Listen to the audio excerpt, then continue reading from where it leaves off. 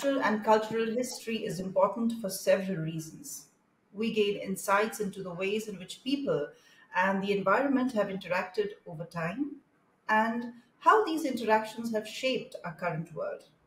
It also promotes biodiversity and conservation efforts by protecting the natural resources of an area.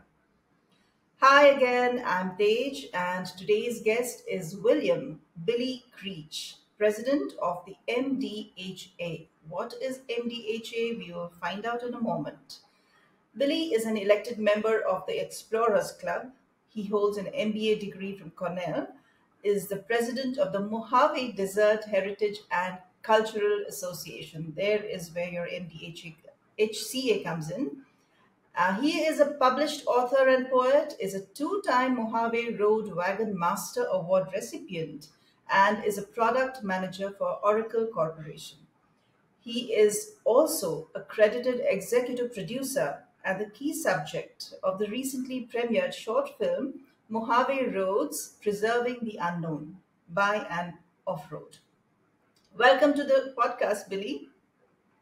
Thank you, Tash. How are you? I'm good. Tell us, how did you come to this nonprofit Mojave, and does the name Mojave have a meaning? Yes. So, how did I become involved with Mojave Desert Heritage and Cultural Association? Is back in 2017. Well, I grew up in Southern California, and that's the Mojave Desert is a 20 million acre area in Southern California, parts of Nevada, and parts of Arizona. And so I grew up in that region, going out there and recreating on motorcycles and off-road and hiking and exploring.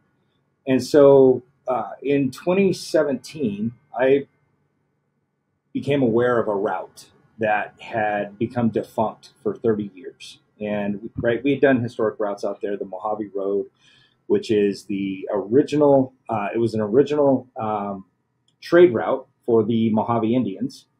And then as pioneers started moving west, the Indians showed them the route. Then it became a settler route, wagon routes.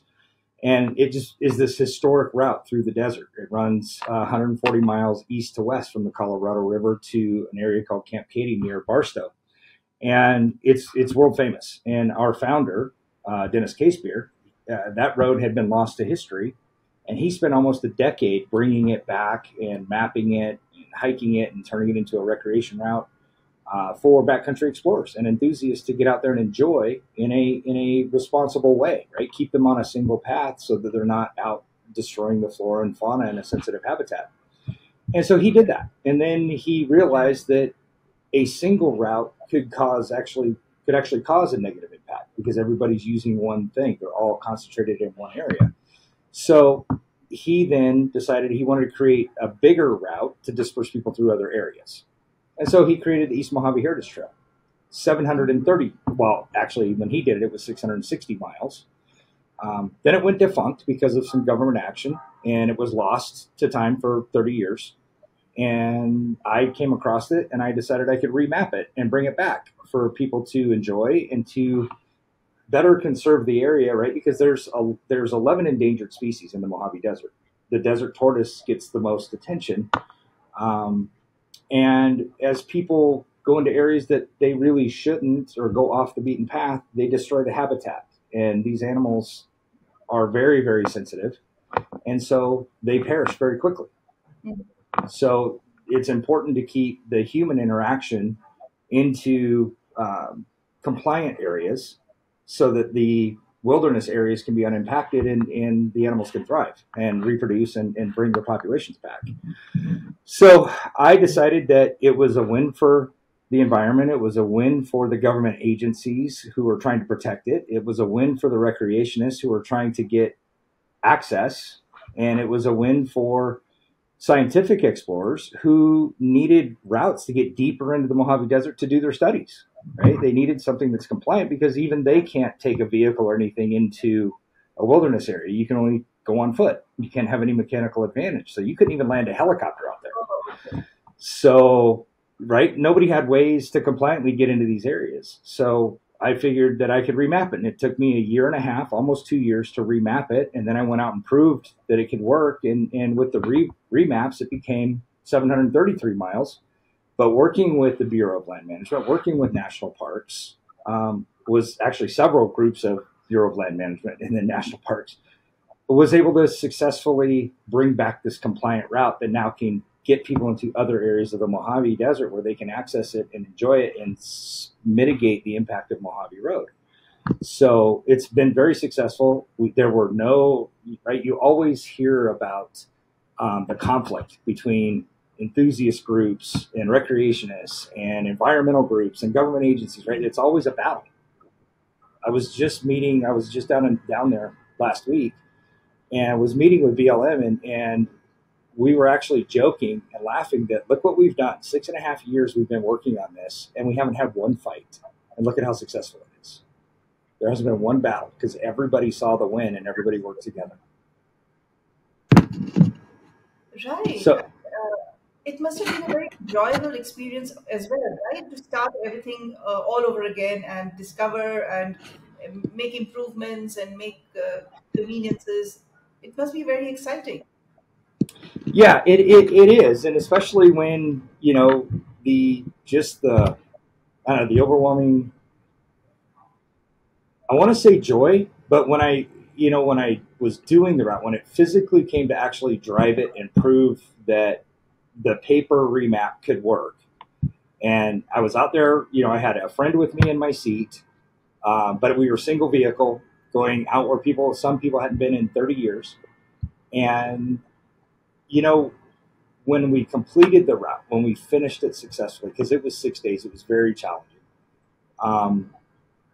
I thought I would be happy. I thought I would be overjoyed. And I just kind of sat there and had tears in my eyes because it was like, I did it. It worked. It's going to be big, but it's over, right? Yeah. It's over. And, was I wrong? Because that was 4 years ago now, 4 years ago this coming month. And it's been continuing to work. It's been getting signs approved, right, to keep people on the proper route because it borders 400 miles of wilderness land. So it's important to keep people pointed in the right direction. So putting navigational signs, I was just out there a couple weekends ago, putting ground markers in, working with the state of California to get a grant, working with General Tire to get a grant to help fund these things because they're very expensive. It's $100,000 to sign this route. Yeah. And so, it's been a lot of that kind of work and working with BLM on the sign designs and the logo approvals and designing a logo. It has, what I thought was going to be the hard part and be over, turned out to be the easiest part. And it's been so hard ever since. It's been just a tremendous amount of work and it's not going away anytime soon. And in the meantime, the Mojave Desert Heritage and Cultural Association, that Dennis Caseper, who founded these routes originally, he founded that organization to preserve and conserve all aspects of the history of the Mojave Desert, the people, the artifacts, the lands. And he created, the MDHCA is home to the largest historical archive on all things Mojave Desert. It has over 5,000 historic maps. It's got over 110,000 historic photographs. We have oral history interviews of the homesteaders, kids who were out there growing up as homesteaders and the early pioneers and settlers in the area. We have the oral recorded histories of these people. And we have we have a massive archive, right? We have a real humidity, temperature controlled archive building and tons of artifacts, thousands of artifacts. Working restored 1800 stamp mills for mining, right? Because we focus on the homesteading, the mining history, the infantry history out there, the early settlers out there, and it's a tremendous collection. And it's a up until I got back involved with them, right? They've been curating this and collecting this and trying to catalog all this information and publishing books, but it hadn't really been shared. So I became the president about 15 months ago, and I got on the board a year before that. Actually took Dennis's place, and he passed away in 2021. And it was an honor to be asked to kind of take his role, and that's kind of the role I'm in now. And I will never be him. Nobody will ever do what he did for that area as far as historical preservation. But the mission Wonderful. is to preserve it all and conserve it all for future generations. And so we've been sharing, right? It's been Absolutely. better using technology, and we've had more researchers utilizing our archive in the last year than I think in the previous 20. So, right, the word is starting to get out there that we have this treasure trove of historical data for people to use and access and do their research, further their research, find new angles of research. So it's been a joy. It's a challenge, for sure. But it has been a joy watching researchers contact and say, or young students, interns say, hey, I'm an anthropology student. I would like to come out and see your archive. And then you have this, 20-year-old young woman come out into the Mojave Desert for the first time. And so they're experiencing the desert. They're experiencing the site because we have a 75-acre site. And then they start going through the historical documents and seeing the pictures. And you just watch them it's like everything is just hitting their head, and they're just watching them. Wow, we had no idea. I had no idea that all this stuff was here. And it's great. It's a really good feeling to be able to bring intriguing. that. Yeah. MDHCA founded. So the MDHCA was founded as an organization in 1993 as a nonprofit. It was actually started before that as a group called Friends of the Mojave Road that Dennis used to bring in the trails we talked about, the Mojave Road and the East Mojave Heritage Trail. And then he purchased in 1990 a historic schoolhouse that was built in 1914 in Goffs, California.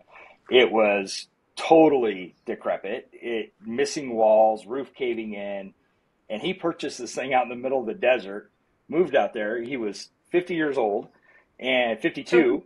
And he moved out there and took on this massive undertaking to restore this schoolhouse and turned it into what is now a registered national historic place, and is 100% restored and it's a museum. And then he and his friends, they turned the MDHCA. They created that into a nonprofit. The Friends of the Mojave Road became the MDHCA as a registered 501c3. And they then started buying property around the area in the immediate adjacent lots and built out a 75-acre site with they built the archive the building that hosts our archive. And it's a replica of the 1900 train depot in Goffs, California. And so it's a big yellow and green. It looks just like the old train station. And they, 1800 stamp mills, and they've restored them and they work. A guy named Charlie Cannell came into Dennis's sphere, and Dennis bought these stamp mills, and Charlie figured out how to restore them. And so we run them. They work. People can see 1800s mining techniques where they're crushing the boulders and rocks into ore so that they can, or into smaller chunks so that they can separate the ore. And so we can run those for people and show them history rather than telling them history. We can show it to them. So then, they slowly built out an exhibit hall, and they got their hands on a historic courthouse and moved it there, and a historic Caltrans house and moved it there. So this site has a lot of infrastructure to it now. And so they started this in 1993. I became the president about 15 months ago. And Dennis passed away in 2021, unfortunately. But he left a legacy. He left a legacy of conservation, of preservation, of historical education, and of backcountry exploration, right? And so, the organization, up until I came in, it's got three main pillars to it. And they only ever were able to use two of them, because when Dennis first started this stuff as Friends of the Mojave Road and first started going with the MDHCA, he had the backcountry exploration and he had the historical education, but the site wasn't built out yet. So as he started building out the site, the government action happened that closed off his route, and he spent so much time creating those routes. He spent 20 years of his life doing that he just completely backed away from the exploration side of things, and he focused on the history and the site, and the backcountry exploration went away. And so the backcountry exploration is where you get the masses of people, right? It's the recreationists, it's the explorers, it's the overlanders, it's a massive population group that he kind of turned away from. And so here I come, right? And I recreate the route and start doing the publishing, selling the guidebooks again. And now we've brought that third pillar back into play, right? Because he had the backcountry exploration and then the history, and then he dropped the backcountry exploration, went to the history and the site.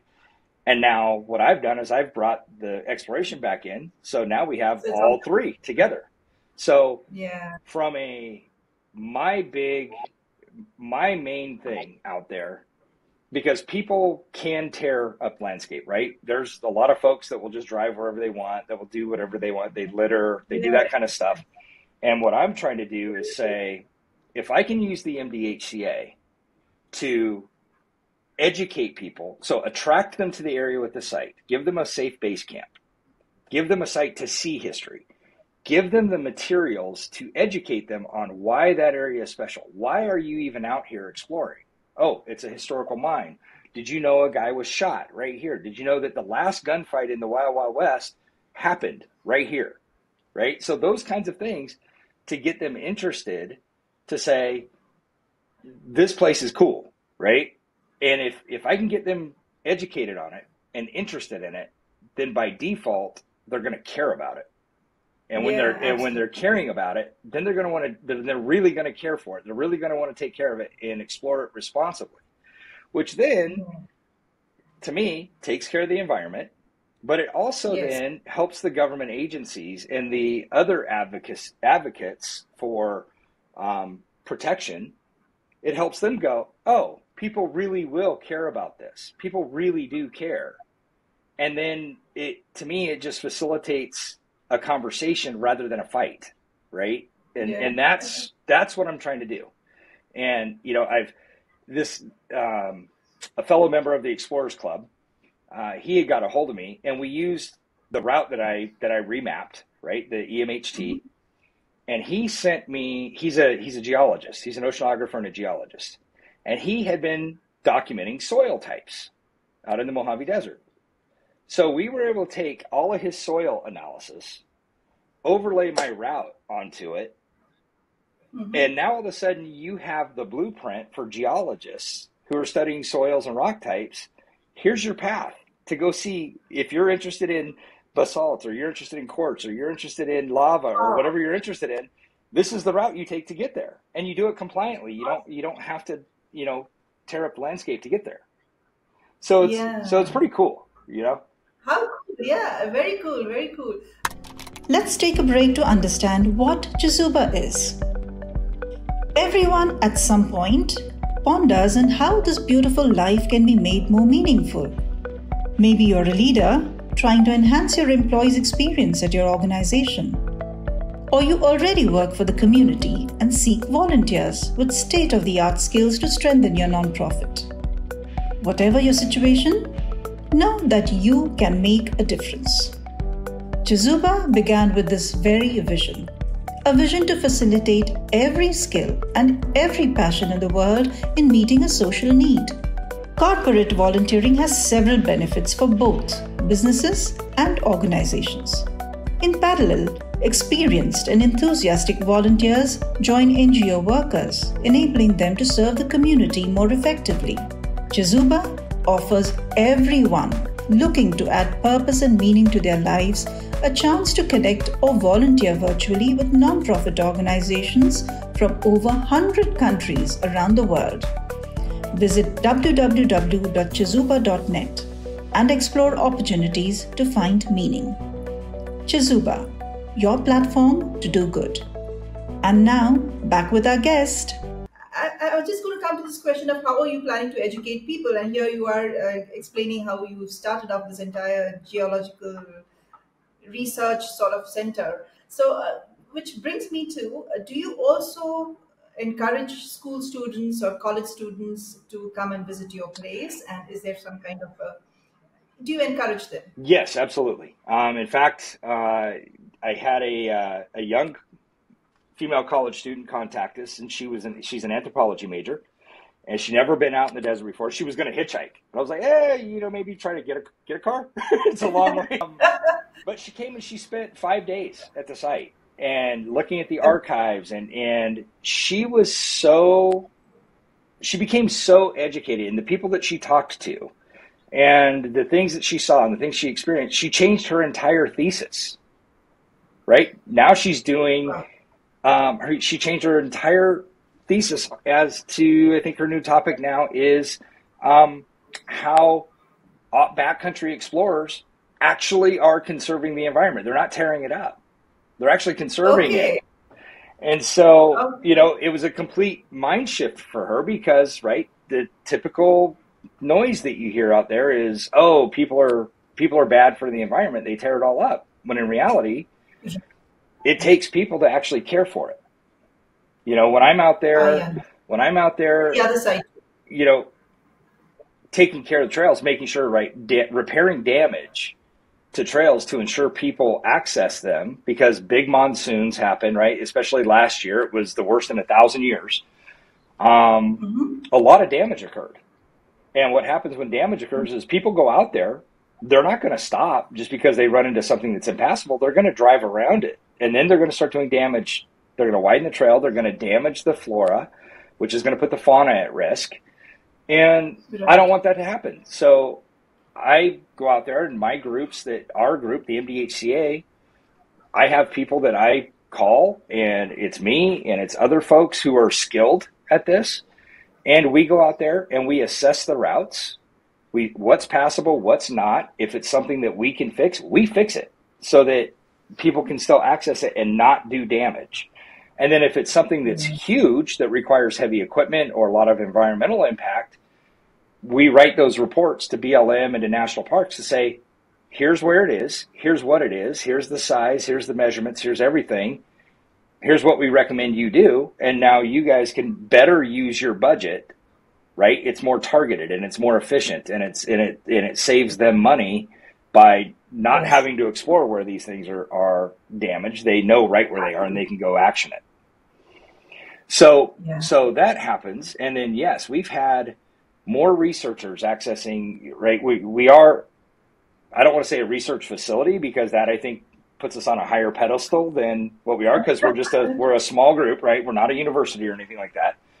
But we have these massive archives, and we have pretty much anything and everything you would ever want to know. And on any key figure in the Mojave Desert, we typically have their story.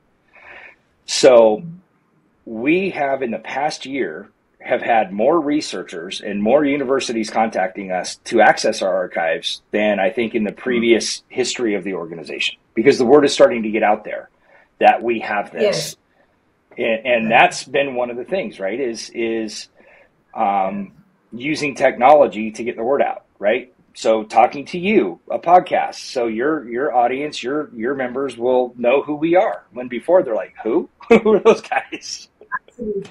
No, it's like a missing piece of puzzle. You never know what is going to fit in. Right, exactly. And sometimes it doesn't make sense until you rotate it and use it a little different way than what it was used before. True, very true, very true. You're doing fantastic work. And lastly, tell us about the time when you actually discovered yourself. Well, actually, it's weird. So Michelle had said to my other half, she had said to me one time, we were driving and we had been on pavement for a long time to get to where we were heading into backcountry. And she just looked at me and she said, "It's amazing." And I said, "What's amazing?" And she said, "Your whole body language, your face, everything changes when you leave pavement. When you get out into nature, everything about you changes." And I get out there. I enjoy it. It's quiet. I'm typically not in groups. I'm typically by myself.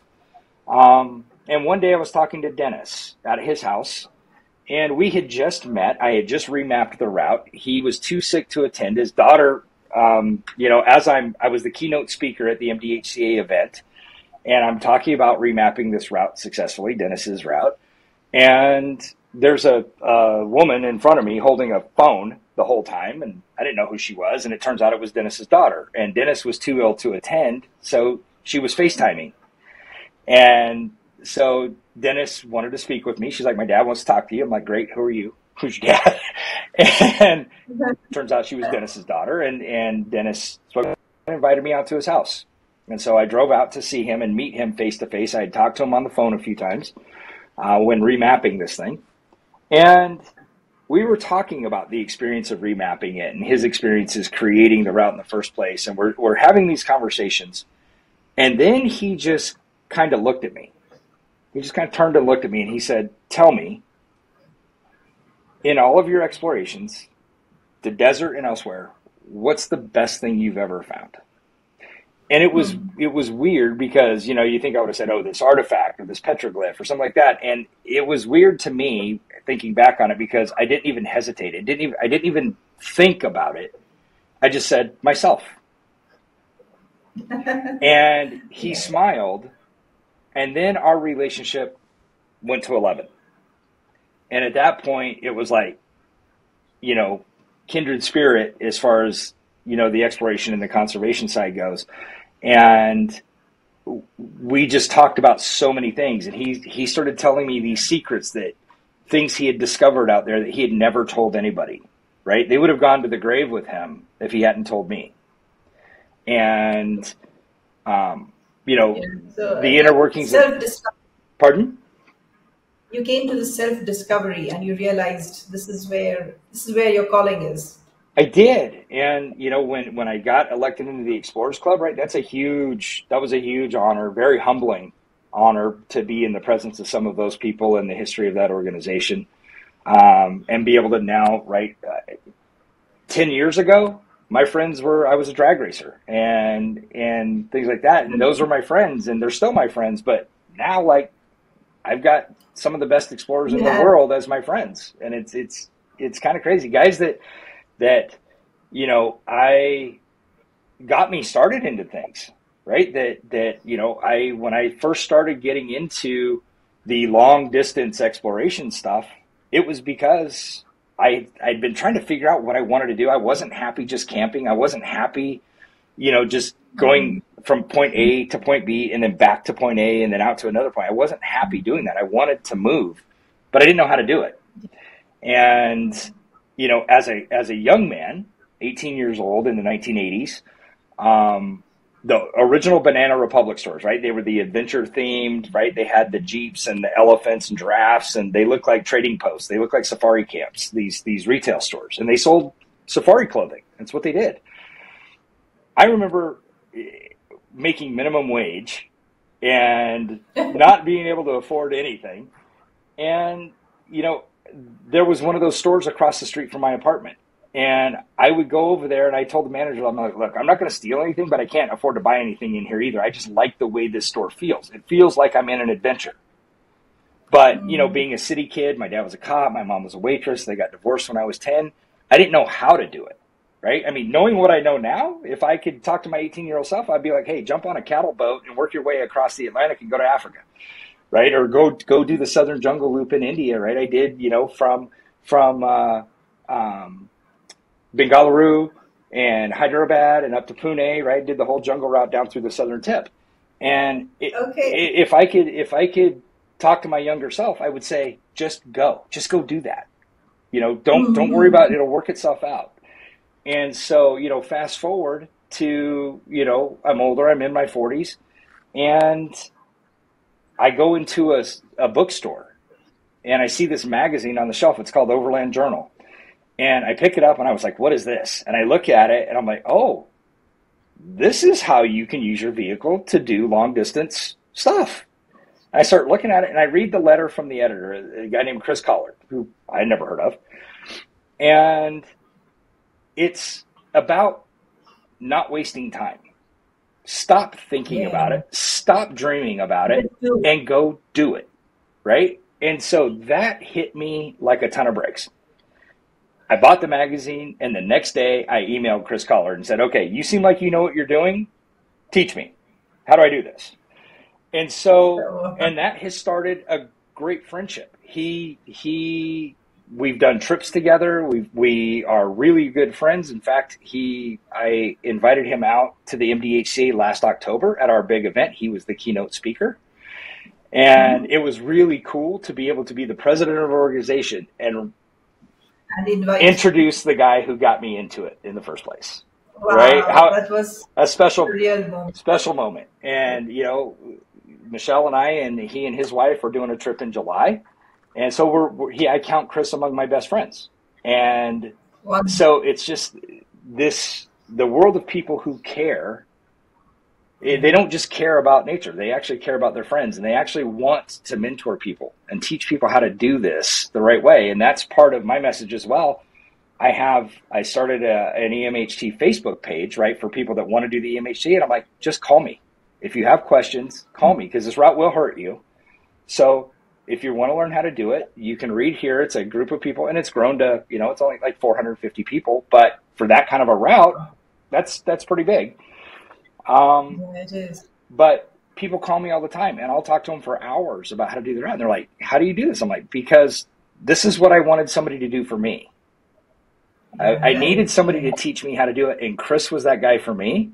And so I'm willing to be that for anybody else. Wonderful, wonderful. And I think on that note, we will stop here, because I know you can keep talking about MDCHA so much, but we will stop here. And thank you so much for sharing your story, Billy. It was wonderful talking to you. Is there, right, so we are membership driven.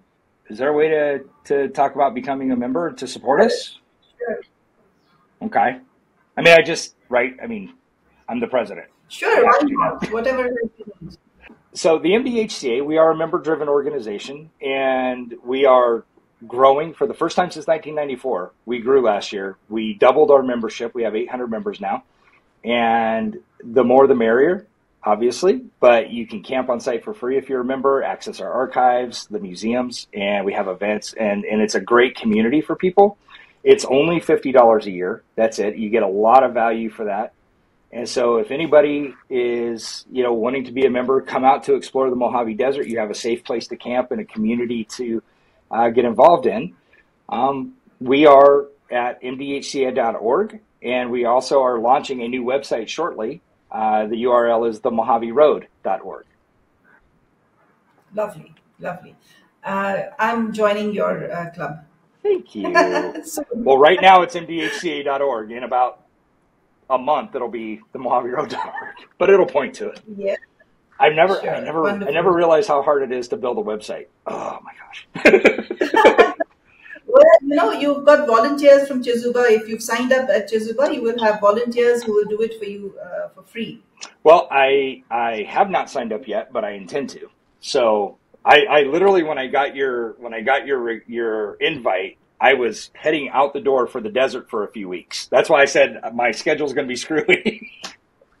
Yeah. So I'm so glad I'm here today, and I'm so glad we could record this. And I loved to hear everything about the discovery and your self-discovery. It was a wonderful, wonderful session that we had right now. Well, thank you. I hope you were not disappointed. So not at all, not at all. It was fun.